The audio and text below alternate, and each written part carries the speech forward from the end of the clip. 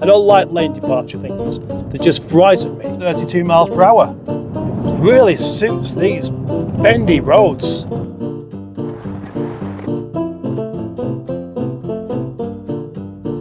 Hello, this little car behind is called the Honda E. Like most things Honda, they've gone their own way about this. I'm not a fan of copycats, but have they copied themselves? Yes, they have. That was the idea. The 2017 concept electric car looks kind of similar to this, although they might have been thinking of the Fiat 127 when it comes to the back end, but they definitely were thinking of their own car with the whole idea of the original Honda Civic. The Honda Civic, quite a cute little car. Always reminds me of a monkey. And when I say always, I do mean always. From the first time I saw that, way back when I was much smaller than I am now. Maybe I should go into detail about why I think this car is actually so cute and why I think it looks a bit like C-3PO from Star Wars, and how I like this clamshell bonnet, and how these funny little sticky out mirrors aren't even mirrors at all. But more importantly than any of that, take a look at this turning circle. That is ridiculous. It's not just the front that looks like C-3PO, but the back does as well. And that's hardly a bad thing, because C-3PO was the friendliest looking robot ever. And that is part of the design of the car. It was designed to look friendly, to make you feel at home, to make you feel welcomed. And it does. Other colours were available, but this one is fantastic. They didn't even sell these for very long. 2020 to 2023. That was it. And they haven't replaced it. What surprises me the most about this is that this is a truly interesting electric car. It's so different to the rest. It's likeable, and I know it's got some good driving dynamics as well, because Honda, they do that kind of thing. Why didn't many people buy it? The roads of Britain are littered with electric cars, but you just don't see these about. I've seen this one and a green one locally, and that's it. Normally, electric cars wouldn't catch your eye. They just drive by, you don't know it's electric, you can't tell if it's electric or diesel or powered by hydrogen. Yet this is one of the very, very few modern cars that when you spot it, you look at it because it's interesting. So why? Why didn't people buy it? Well, I think I know why. This car was designed solely as an electric city car, which means that it hasn't got a huge battery underneath it. And the one thing that's talked about more than anything when it comes to electric cars is range anxiety. When the absolute most you're going to get out of this car is about 120 miles, that isn't going to be suitable for everyone. However, it is suitable for a lot of the kind of people that didn't buy it for that exact reason. Because most people don't really go anywhere. And many people do have their own driveway where they can just charge it up so they can go and buy some cakes. I'm not sure why this car didn't find itself homes in the company of retired people, like most Hondas do. Of course, this range anxiety extends to potential. What if we want to go to Cornwall for the weekend? That won't do. No, it won't. But then again, most electric cars won't either. They're never going to be suitable for proper long distances anyway. Exterior wise, Honda really did do a very good job of this. This car was designed by a man called Ken. It does have a slightly flimsy feel to that bumper, but smooth lines. Another factor as to why these didn't sell too many might have been down to its price. Between £37,000 and £40,000. It's a huge amount of money for such a small car that you can't go very far in. For your £37,000, one thing you don't get is a big boot. In fact, you get a very small boot, a very small, narrow, and not particularly deep boot. But do you need a big boot when you're a pensioner? Do you? Do you really? You're not going to be eating an awful lot. You're not going to have this boot filled up with cans of Carlsberg for the party that you're having on Saturday night. Although it may be a small boot, it does have a nice carpet and a nice toolkit in the back, which is necessary. In fact, it's because of that, the necessity to keep that stuff in the boot, why it's so small. Anyway, who said that pensioners don't need a big boot? Who says that pensioners don't buy lots of shopping? Have you ever been round to a grandparent's house and they insist on filling a whole table up with chocolates and sweets and sandwiches and sausage rolls and prawns that shouldn't be left out of the fridge? The wheels are surprisingly big actually, 17-inch. They don't look big because they're painted black. The interior is a nice selection of old style Honda and new style Honda. The drive system, which I'm finding a little bit confusing. Look at that with the bonnet open. Isn't that interesting? It looks almost like an engine. And this is the only car that I've been able to speak to you through the hole in the bonnet. So inside here then, we have this lovely big dash and this pretend wood thing here. The materials are really very hard wearing, not soft touch. There's none of that pretend it's really, really expensive quality stuff. It's just good durable things. All very straightforward here. Drive, reverse, brake, neutral. Nice to see some proper dials on the go rather than it all being done through a screen. Now if we look at this here, oh yeah, aquarium, that's it. Look at this, you can have fishes on your dashboard. And if you do that, you can feed them. Look, see, put a bit of food there, put some food there. Watch them all go for the food. Yes, they all go. Although the unrealistic part about this, and I know because I have fish, is that when you feed them, they go mental. They go from swimming around slowly to darting from one side of the tank to the other in a millisecond. And they're not doing that. It's not very realistic then, is it? Traffic alerts, navigation, smartphone connection, it's all there. And down here, look, cup holder. That, just this little strap there you pull it out with, that's really neat. HDMI, so you can plug in one of those games consoles. And the really funny thing is, look at that. You can boil a kettle. Yep, you can boil a kettle in this car. How about that? Imagine boiling a kettle in your Honda E. Notice that we have cameras rather than door mirrors. Is this a good thing or not? Well, that rather depends on whether you like proper mirrors. Personally, I do. I think just like having the heater controls with dials, which I like, I would prefer proper mirrors on it. For one very good reason. So we can see behind there along the side of the car, but if I move over here, I'm getting exactly the same view. With a conventional mirror, as you're going along, you're looking behind, you tend to move over here a little bit so you get a wider angle. That doesn't work. So you'd have to actually move the mirror, so to speak, with the electric switch there, and that's not as convenient as just simply doing that, is it? I mean, it's got blind spot thingies and there's all sorts of passive safety devices on it, but it's still not quite the same as just having a proper mirror. And I know I'm being picky, but it's just not real time. This car does, of course, have a reversing camera. So if I stick it into reverse, take the handbrake off, and there we have it. The fishes have suddenly gone blurry, and behind me we have a map of what is behind, which isn't a great deal. Plus, like an aerial view, which is done very cleverly with the cameras on the side of the cars to give you an idea of exactly where you are. Another thing this car does have is self-parking mode. Will I be able to figure it out? Personal assist. The network is unstable or a server error has occurred. All right. Please try again later. I will do. That's it. That's the one. Let's give it a go now. Is it going to start looking for a parking space for me? I don't think that's how you do it. I really should have found out how to do this beforehand. Me, I don't really need any help in parking anyway. I can do it quite easily. And it's a small car. Small cars are actually quite easy to park. Here's a feature I like about this. It's got brown seat belts. I mean, why did they think of brown seat belts? I don't know, but I mean, it goes with the dashboard and the center console, so I like it.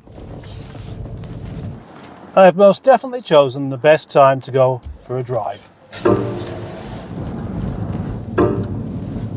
I've chosen probably the correct time to take this out for a drive, which is the roads are full of cars and the pavements are full of people not looking where they're going, etc. Because this is, after all, a city car. It's not supposed to be made for blasting up and down the motorway to Scotland every 3 days. As you would expect, the steering is very light, but it's not without feeling. It's a really nice feel to the steering. It's a surprisingly nice feel to the steering. It's nicer to steer than I was expecting. Mind you, I wasn't expecting loads. That's not entirely true, because actually I was, because I read about this car. I read that it was made to be nice to drive, to be fun to drive. And, you know, if you read that, you expect that to be the case.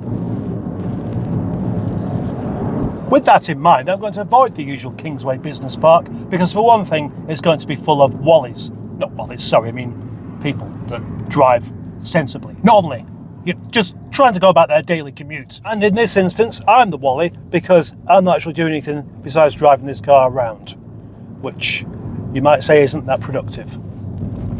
But don't, because I don't want to feel bad about it. This isn't a particularly smooth road. But even with its 205 section tyres, it's not tramlining or going anywhere that I really wouldn't want it to do, which is nice. It's just a bit on the bouncy side of things. Just up ahead, we have a section of national speed limit windy uphill road. That's the kind of place you want to take this car. Even though it's a city car, it's got some performance. In fact, it's got a lot more performance than what you really need for a city car. It has 113 kilowatts. That's equivalent of 151 brake horsepower, 30 miles per hour, and up to 55 just there that quickly. And it's keen. Really suits these bendy roads. It's really easy to get to the speed limit in this car. In your petrol car going up this hill, you need quite a powerful engine. In a diesel, you need quite a powerful engine, but this is just taking me there and knocking the range down really quickly. On the dash, there's a needle that keeps going up when you put your foot down. It goes all the way to the top because you're using an awful lot of power suddenly. But that's fine, because here we have two paddles. They look like the kind of flappy paddles that you have on a gearbox, but they're not. In actual fact, if we pull that there, it uses regeneration by essentially slowing the wheels down. Now, if I put it on maximum there, it's helping me go down this hill at a steady 32 miles per hour instead of being on the brakes. Now I switch it off and put my foot down. That rather enjoyable little trip up that hill there has taken 10 miles off the range. And I'm not finishing. I'm going to do a bit more. I'm actually enjoying myself quite a bit with this. I don't have to feel bad about using up the fuel because it isn't fuel, it's electricity. And this car will just go home and just be plugged back in, where the solar panels will take care of the electricity, and it will cost practically nothing to charge it back up again. Traction control. Now, if you can turn the traction control off and you can make this car drift, but I'm not going to do that. It also has another feature, which is a one pedal thing, where it basically, if you're not pressing it down, it's pressing the other one down. So you're braking unless you're accelerating. I don't know what to think of that, and I haven't tried it anyway, and I'm not sure I will, because for one thing, I don't know how you do it.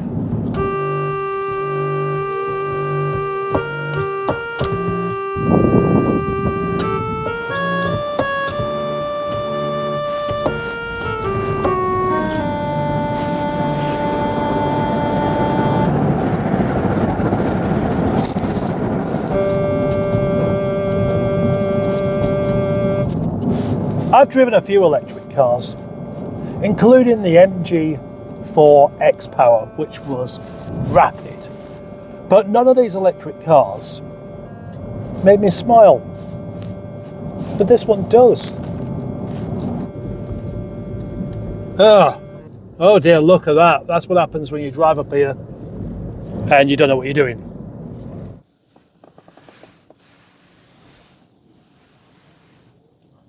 Yep, what a fabulous view.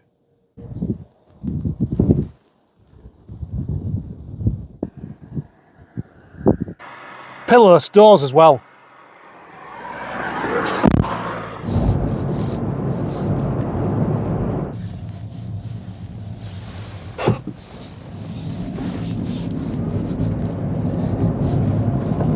Why does it need to be quick at all? I've asked myself that. I think the answer is that without electric cars being quick, people really wouldn't have bothered buying them in the first place. Although I've never really had the urge to have an electric vehicle, and I probably never will, I do think they make sense for many people. And they make sense for many people that don't have them. If your trips consist mostly of dropping the children off at school, have an electric vehicle. It's much better than just sat outside the school gate with your diesel engine running, choking everyone nearby. I'm not even talking about electric cars in general. I'm talking about this one, this specific car, with its interesting, cute looks, with its quirky dashboard, with its fish tank, with its fantastic steering and nimble chassis and unbelievable turning circle.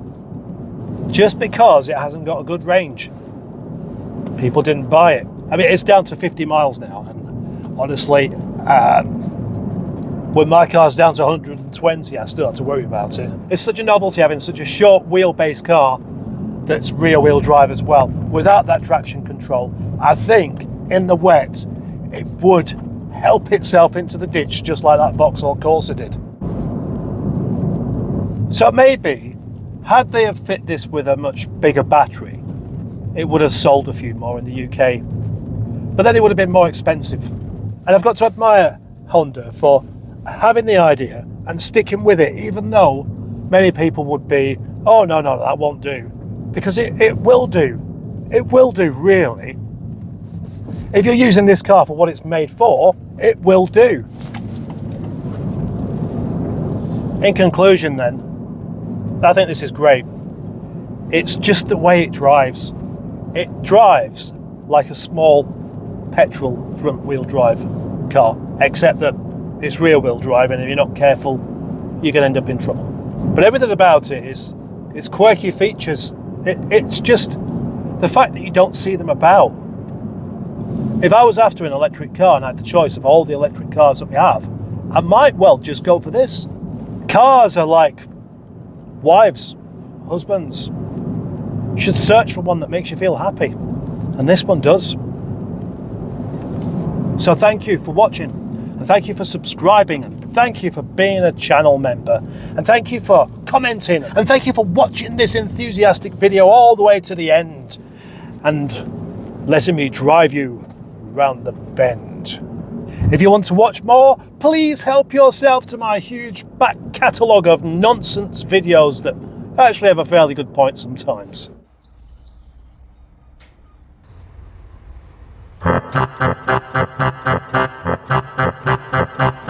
I'm not keen on the rear view mirror because it isn't a mirror, so your focus has to change. With a conventional mirror, your focus is the same even though it's right there than what it would be right out there, but because it's a screen, your focus is there, like 18 inches away, and that kind of strain on your eyes that you feel when you need your reading glasses, I'm getting that every time I look at it. All that grease and dirt off the road covering the lens. And now, I know this car was washed yesterday, but that doesn't look particularly clear. So when you go on a long journey, which you can't do, you're going to find that you can't see out the rear view anyway. Anyways, stop calling it a rear view mirror, because it's not a mirror at all. It's a camera. Oh, it's got lane departure. That's not supposed to be on. I don't like that. I don't like lane departure thingies. They just frighten me into... What? Oh, there we go again. It's telling me I'm doing something wrong. Can I switch it off?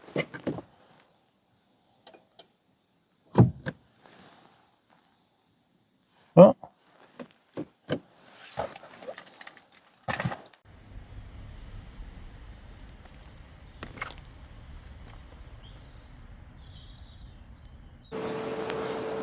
This was the last thing I was expecting to have to do though.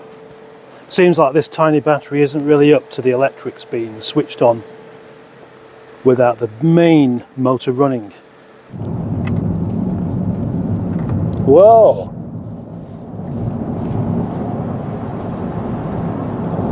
Feels jolly good. The power just goes straight to the back wheel, so the steering is just steering. It's not multitasking, it's just doing a great job, and a great job it is doing. It really clings on.